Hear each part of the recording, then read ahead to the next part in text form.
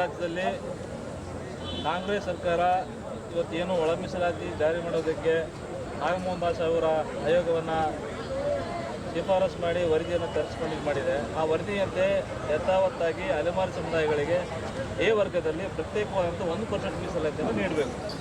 ನಮ್ಮ ಮುಖ್ಯವಾದ ಬೇಡಿಕೆ.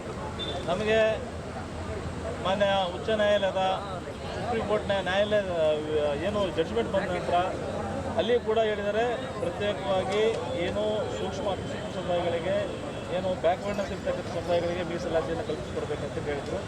ಆದರೆ ಸುಪ್ರೀಂ ಕೋರ್ಟು ಜಡ್ಜ್ಮೆಂಟನ್ನು ಮತ್ತು ಮಾನ್ಯ ನಾಗಮೋಹನ್ ದಾಸ್ ಸಾಹೇಬರು ನೀಡಿರ್ತಕ್ಕಂಥ ವರದಿಯನ್ನು ಧಿಕ್ಕರಿಸಿ ಸರ್ಕಾರ ಏಕಾಏಕಿಯಾಗಿ ನಮ್ಮನ್ನು ಎ ಗ್ರೂಪ್ನಲ್ಲಿರ್ತಕ್ಕಂಥ ಸಮುದಾಯವನ್ನು ಸಿ ಗ್ರೂಪ್ನಲ್ಲಿ ಏನು ಬಲಾಢ್ಯರಾಗಿರ್ತಕ್ಕಂಥ ಮತ್ತು ಏನು ಮತ್ತು ಸ್ಪರ್ಶ ಸಮುದಾಯಗಳಾಗಿರ್ತಕ್ಕಂಥ ಭೂಮಿ, ಬಂಜಾರ, ಬರ್ಮ, ಕೊರ್ಚ ಈ ಸಮುದಾಯಗಳ ಜೊತೆಯಲ್ಲಿ ನಮ್ಮನ್ನು 49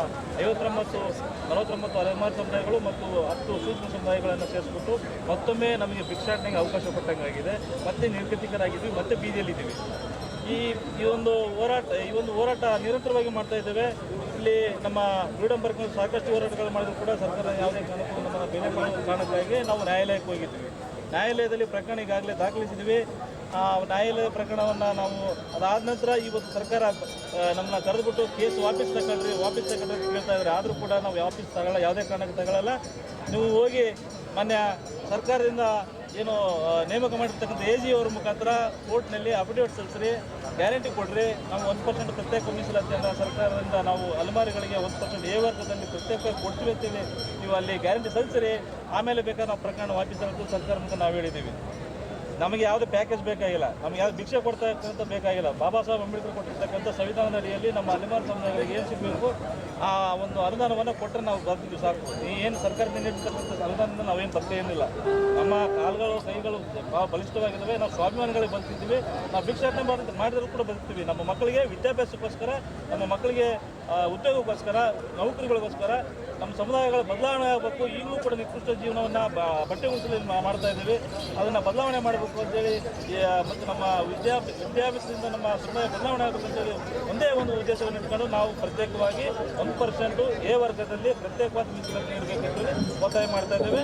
ಅದರ ಜೊತೆಯಲ್ಲಿ ಏನು ಪರಿಶಿಷ್ಟ ಜಾತಿ ಪರಿಶಿಷ್ಟ ಪಂಗಡಗಳ ಅಲೆಮಾರಿ ಅಭಿವೃದ್ಧಿ ನಿಗಮದಲ್ಲಿ ಅವೈಜ್ಞಾನಿಕವಾಗಿ ಕೆಲವೊಂದು ಸಮುದಾಯಗಳನ್ನು ಸೇರಿಸಿದರೆ ಅಲ್ಲಿ ಬಲಾಢ್ಯರಾಗಿರ್ತಕ್ಕಂಥ ಬರ್ಮ ಮತ್ತು ಕೊರ್ಚ ಸಮುದಾಯವನ್ನು ಪ್ರತ್ಯೇಕಗೊಳಿಸಿ ಅವರಿಗೂ ಕೂಡ 1,000 ಕೋಟಿ ಕೊಟ್ಟರೆ ನೀವು ನಿಗಮ ಮಾಡಿ ನಮಗೆ ಸಂತೋಷ. ಅವರು ಸೋದರ ಸಮುದಾಯ ನಾವು ಇಲ್ಲಂತಿಲ್ಲ, ಅವರನ್ನು ಕೂಡ ಐಡೆಂಟಿಟಿ ಪಾಪ ಅವ್ರಿಗೂ ಕೂಡ ಈ ಬ್ಯಾಕ್ವರ್ಡ್ನೆಸ್ ಇದೆ, ಇಲ್ಲನಿರಲ್ಲ.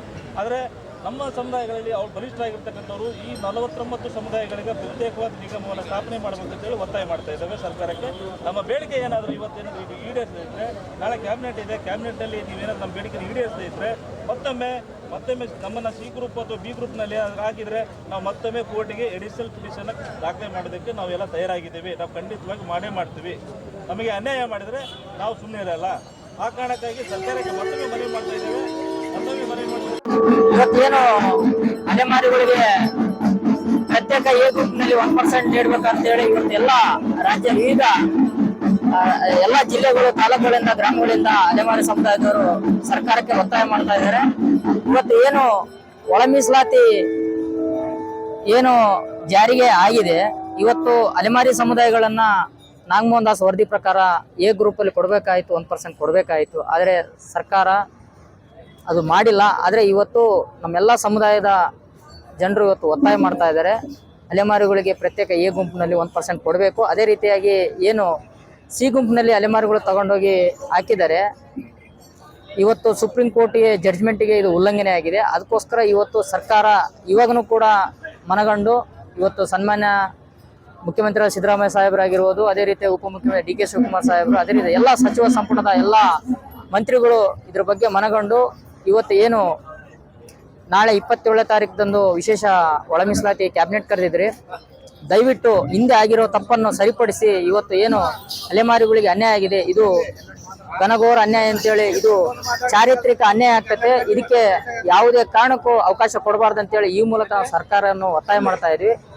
ಯಾಕಪ್ಪ ಅಂದ್ರೆ ಈ ಸಮುದಾಯಗಳಿಗೆ ಇವತ್ತು ಕೂಡ ನೆಲೆ ಇಲ್ಲ, ಯಾವುದೇ ರೀತಿಯ ಶಿಕ್ಷಣವಂತರಿಲ್ಲ, ಇವತ್ತು ಕೂಡ ಇವರು ಉದ್ಯೋಗಸ್ಥರಿಲ್ಲ. ಅದಕ್ಕೋಸ್ಕರ ಸರ್ಕಾರ ಇವತ್ತು ಅವರ ಹಕ್ಕುಗಳನ್ನು ಏನಿದೆ, ಅವ್ರ ಬೇಡಿಕೆ ಏನಿದೆ ಅದನ್ನು ಈಡೇರಿಸಬೇಕು. ಪ್ರತ್ಯೇಕ ಎ ಗುಂಪಿನಲ್ಲಿ 1% ಕೊಟ್ರೆ ಈ ಒಂದು ಒಳ ಮೀಸಲಾತಿ ಅನ್ನೋ ಪದಕ್ಕೆ ಒಂದು ಅರ್ಥ ಇರ್ತೈತೆ. ಇಲ್ವಾದಲ್ಲಿ ಇವತ್ತು ಸಮುದಾಯದ ಮುಖಂಡರೆಲ್ಲ ತೀರ್ಮಾನ ಮಾಡಿ ನಾವು ಸುಪ್ರೀಂ ಕೋರ್ಟ್ ಹೋಗ್ಲಿಕ್ಕೂ ಕೂಡ ತಯಾರಾಗಿದ್ದೀವಿ ಅಂತ ಹೇಳ್ತಾರೆ. ಸುಪ್ರೀಂ ಕೋರ್ಟ್ ಹೋದ್ರೆ ಈ ಒಳ ಮೀಸಲಾತಿ ಎಲ್ಲ ಬಿದ್ದೋಗ್ತೈತೆ, ಮತ್ತೆ ಸರ್ಕಾರಕ್ಕೆ ಹಿನ್ನಡೆ ಆಗ್ತೈತೆ. ಅದಕ್ಕೋಸ್ಕರ ಇವತ್ತು ಸನ್ಮಾನ್ಯ ಮುಖ್ಯಮಂತ್ರಿ ಅವರು ಇದ್ರ ಬಗ್ಗೆ ಗಮನ ಹರಿಸ್ಬೇಕಂತ ಹೇಳಿ ಈ ಮೂಲಕ ಸರ್ಕಾರ